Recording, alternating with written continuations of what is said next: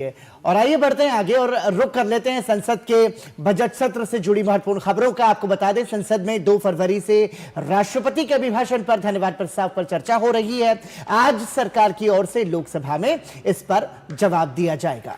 बिल्कुल, आज के सत्र की अगर हम बात करें तो आज बजट सत्र का छठा दिन है। लोकसभा में हालांकि नेता प्रतिपक्ष राहुल गांधी की ओर से अभिभाषण पर बात नहीं हो रही, बल्कि वो चीनी टैंक घुसपैठ के मुद्दे पर एक अप्रकाशित लेख के कुछ अंश पढ़ने की जिद पर अड़े हैं, जबकि रक्षा मंत्री और गृह मंत्री समेत पूरे सत्ता पक्ष की ओर से इस पर लगातार आपत्ति जताई जा रही है, क्योंकि राहुल गांधी की ओर से जो तथ्य रखे जा रहे हैं उनका कोई प्रमाण ही नहीं है। स्पीकर भी लगातार नियमों का हवाला देते हुए कह रहे हैं कि वो सिर्फ राष्ट्रपति के अभिभाषण पर अपनी बात रखें।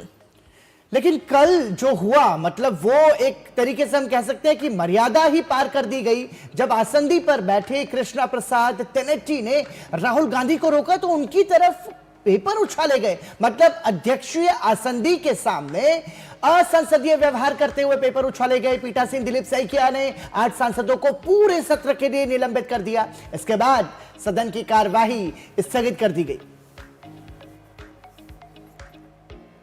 तो बीते कल की आपको खबर बता रहे, जहां इसके साथ ही लोकसभा में बहस के दौरान हंगामा करने के आरोप में विपक्ष के 8 सांसदों को निलंबित कर दिया गया। इसके साथ ही आपको बता दें कि लोकसभा में बहस के दौरान ये कदम उठाए गए, जिसमें मणिकम टैगोर, अमरिंदर सिंह राजा बुडिंग और गुरजीत सिंह ओझला, हिबी इडेन, प्रशांत पडोले, किरण कुमार रेड्डी, एस वेंकटेशन और दीन कुरियाकोस पूरे बजट सत्र के लिए अब उनका निलंबन हो चुका है। और जिस तरह से बीते कल स्पीकर की चेयर्स में पेपर उछाले गए, उसके बाद संसदीय कार्य मंत्री की ओर से ये मांग रखी गई कि विपक्ष का ये व्यवहार अब मर्यादित है, लिहाजा कार्रवाई होनी चाहिए। तो ये तमाम सारे ऐसे सांसद हैं जिनको स्क्रीन पर आप देख रहे हैं और अमानवीय व्यवहार के चलते इन्हें पूरे सत्र के लिए निलंबित कर दिया गया है। कांग्रेस सांसद दीन कुरियाकोस, प्रशांत पडोले, ये भी कांग्रेस से ही सांसद हैं। इसके अलावा चमाला किरण कुमार रेड्डी संसद के बजट सत्र के दौरान अध्यक्षीय आसंदी के सामने पेपर उछालने और असंसदीय व्यवहार करने के चलते इन्हें निलंबित किया गया है। मणिकम टैगोर, ये भी कांग्रेस सांसद हैं। एस वेंकटेशन माकपा सांसद हैं, इनका भी निलंबन हुआ है। तो कृतिका, देखिए, मुझे लगता है जब संसद की बात हो रही है और अध्यक्ष बार बार ये कहते हैं कि संसद व्यवहार जो है वो एक शिष्टाचार वाला होना चाहिए, बिल्कुल, और उसकी अवहेलना के बाद इस तरह की कार्रवाई की गई है। सत्ता पक्ष नियमों का हवाला देते हुए राहुल गांधी की ओर से मैगजीन के कुछ अंश पढ़ने पर आपत्ति जता रहा है। आखिर लोकसभा में किस नियम के तहत कोई सांसद इस तरह के अंश पढ़ सकता है? किसी भी किताब, न्यूज़पेपर जैसी सामग्री को पढ़ने के लिए उसे प्रमाणित कराना जरूरी होता है।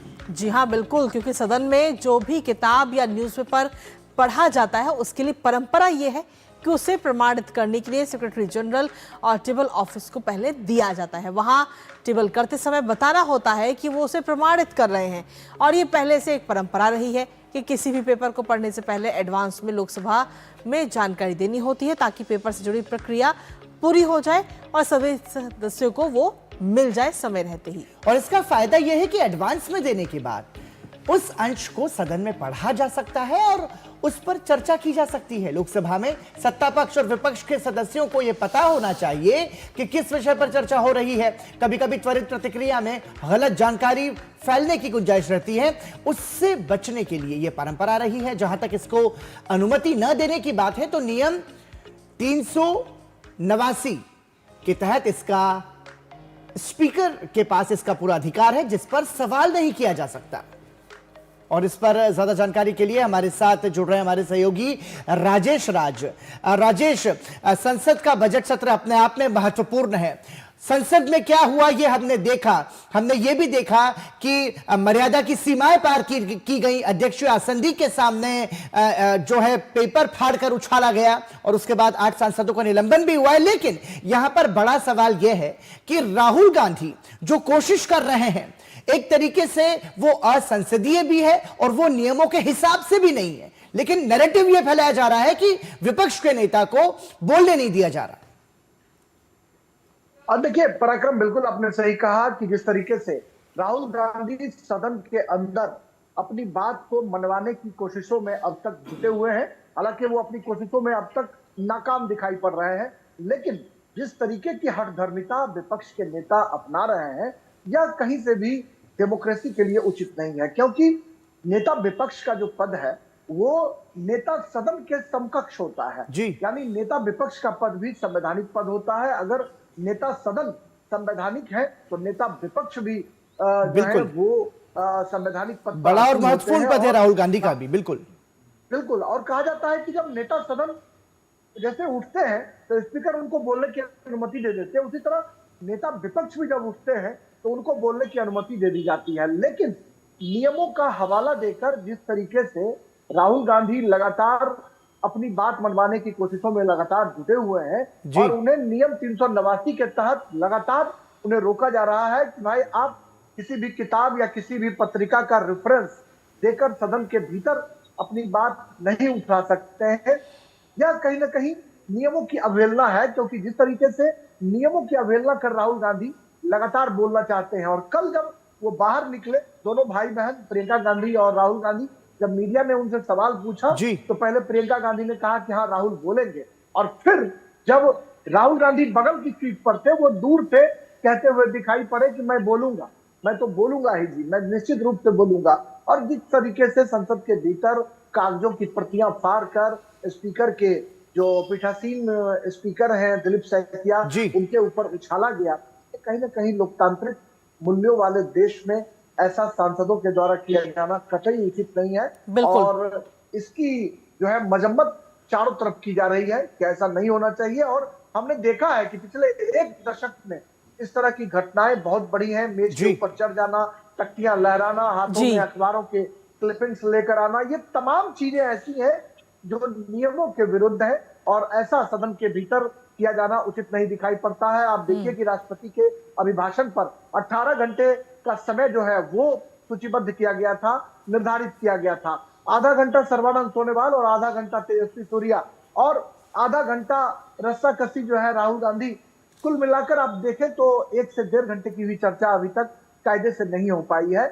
और वही अगर राज्यसभा की बात करें तो राज्यसभा में राष्ट्रपति के अभिभाषण पर चर्चा जो है वो चल रही है। कल भी देर शाम तक चर्चा हुई, परसों भी चर्चा हुई, लेकिन लोकसभा इसमें बहुत अभी तक पीछे दिखाई पड़ रहा है। लेकिन राजेश, इन सब के बीच अगर हम बजट सत्र पे और साथ ही इससे पहले के जो सत्र हुए उस पर अगर हम नजर डालते हैं तो विपक्ष की तरफ से कई बार इस तरीके के मुद्दे उठाए जा रहे हैं जो कि बेबुनियाद हैं और सदन में उठाना उचित भी नहीं है। और इस तरीके के मुद्दे उठाने की वजह से जो कामकाज है सदन का वो भी सुचारू रूप से नहीं चल पा रहा। बिल्कुल, देश की जो चुनी हुई, जो देश की भोली भाली जनता है जो अपने प्रतिनिधियों को चुनकर संसद भेजती है, वो कहीं ना कहीं ठगी हुई महसूस करती है कि हमने अपने प्रतिनिधि को चुनकर संसद में भेजा और वो उनके संसदीय क्षेत्र की हिमायत नहीं कर पा रहे हैं, वो अपनी बात नहीं उठा पा रहे हैं। ढेरों समस्याएं हैं क्षेत्र में, लोग चाहते हैं कि हम जनहित से जुड़े हुए मुद्दे उठाएं, लेकिन संसद की कार्रवाई नहीं चल पा रही है, जिसकी वजह से जनहित से जुड़े हुए मुद्दे जो है वो उठने में दिक्कत हो रहे हैं। और राष्ट्रपति का अभिभाषण हो या फिर बजट हो, ये दोनों सरकार के लिहाज से नहीं देश के लिहाज से बेहद महत्वपूर्ण माने जाते हैं। क्योंकि अगर राष्ट्रपति के अभिभाषण पर धन्यवाद प्रस्ताव पर चर्चा पूरी होती है तो उस पर रिप्लाई जो है नेता सदन करते हैं और वो कहीं ना कहीं पूरे सरकार के 1 साल का कामकाज का लेखा जोखा होता है। आने वाले दिनों में सरकार क्या कुछ करना चाहती है और क्या कुछ किया गया है। लेकिन इस तरह की जो घटनाएं हैं जो सदन के भीतर दिखाई पड़ रही है, इससे सदन की कार्रवाई बाधित हो रही है, जिससे जनता के जो पैसे हैं उसकी कहीं ना कहीं बर्बादी। बहुत महत्वपूर्ण होता है संसद का बजट सत्र, क्योंकि करोड़ों रुपए इसमें खर्च होते हैं इसके संचालन में, और उसके बाद जब इस तरीके का व्यवधान होता है तो ये निश्चित रूप से बहुत बड़ा सवाल खड़ा करता है। बहुत बहुत धन्यवाद राजेश राज इस चर्चा में हमारे साथ जुड़ने के लिए। और अब यही ऐसी उम्मीद की